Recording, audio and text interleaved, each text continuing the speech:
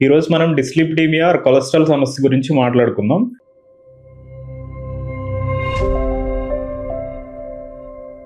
నమస్తే అండి, నేను doctor Radhagopal, MD general medicine, consultant physician and diabetologist, Mitra hospitals, Vijayawada. మన శరీరంలో కొలెస్ట్రాల్ 2 విధాలుగా ఉంటుంది.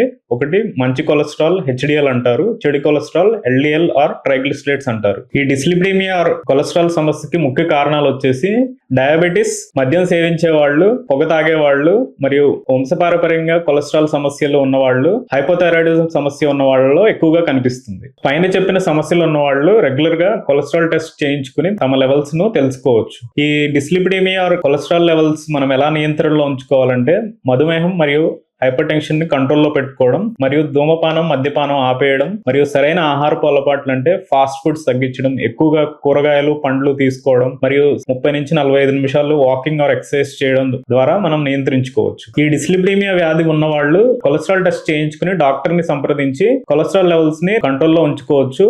మరియు ఈ కొలెస్ట్రాల్ లెవెల్స్ ని మనం ఎందుకు నియంత్రణలో ఉంచుకోవాలంటే దీర్ఘకాలికంగా కొలెస్ట్రాల్ లెవెల్స్ ఎక్కువగా ఉండడం వల్ల పక్షవాతం, గుండెపోటు, కాళ్ళలో పుండ్లు పడడం, ప్యాంక్రియాటైటిస్ వంటి వ్యాధులు వచ్చే అవకాశం ఉంటుంది. కాబట్టి కొలెస్ట్రాల్ లెవెల్స్ ని నియంత్రణలో ఉంచుకోవాలి.